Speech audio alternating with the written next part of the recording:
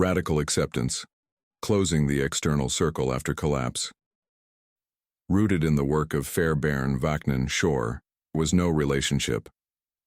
The journey of post-narcissistic collapse does not begin with romantic loss, because there was no real relationship. The survivor's collapse does not emerge from the end of love, but from the rupture of structure. What ended was not a person, but a fantasy, a distorted symbolic arrangement that, for a while, granted us a sense of meaning, validation, and coherence. And yet, when the narcissist retreats, often without warning, often without explanation, it is ourself that fractures.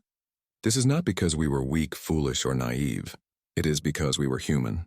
Because we needed others to see us. Because the way we were seen, and the way we came to see ourselves through their gaze, formed the temporary scaffolding of our ego. To heal is to learn the brutal truth. Our sense of being was never grounded internally. It was borrowed, co-constructed through distorted mirrors, unstable reflections, and the false promise of mutual care. So what follows collapse is not grief in the traditional sense. It is disorientation, regression, the activation of primitive anxieties long buried beneath performative adaptation. It is, in MPIT terms, the exposure of the internal void once filled by external gaze. The work now is not to get them back, nor is it to become better so someone else can take their place. The work is to reclaim authorship, to find the locus of regulation, orientation, and meaning inside. And for that, we turn to the concept of radical acceptance. What radical acceptance is not let them is one of the most misunderstood phrases in contemporary healing discourse. On social media, it is framed as a boundary-setting mantra, a pseudo-detached, allegedly empowered stance that mimics maturity but often conceals denial. In truth, the phrase has become a crass aphorism for unresolved pain. It suggests, let them betray you, let them lie, let them leave, and because they don't matter. But in trauma recovery, that is not truth. It is posturing. In MPIT, we do not let them. We metabolize them. Radical acceptance is not passive. It is active. It is the willingness to witness what was real, what was missing, and what parts of us were left in the wreckage.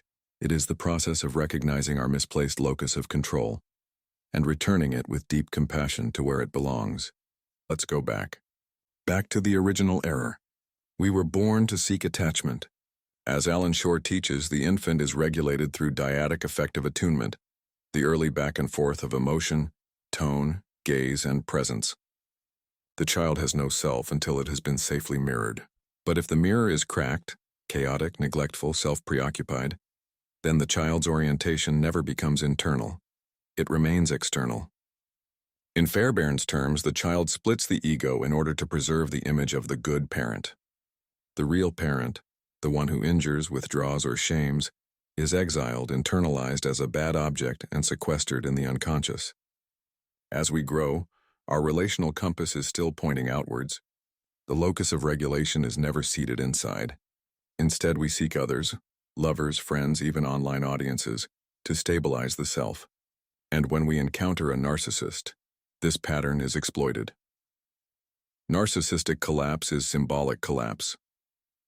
In MPIT, we describe collapse not as an emotional reaction, but as a symbolic disintegration. It is what happens when the scaffolding of the false self, erected in tandem with the narcissist's gaze, is abruptly removed. As Vaknin outlines, this process is reciprocal.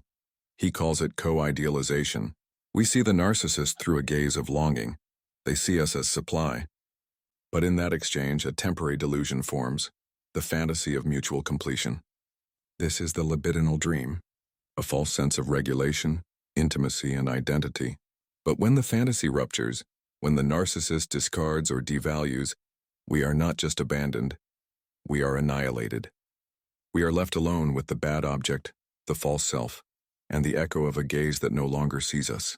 At the return of the external locus after collapse, the survivor scrambles to restore structure. But instead of turning inward, the trauma-regressed ego returns to old patterns, scanning for their return, posting for reassurance, outreaching for explanation, performing for validation. All of these behaviors are attempts to repair the gaze. We are not seeking the person. We are seeking the mirror,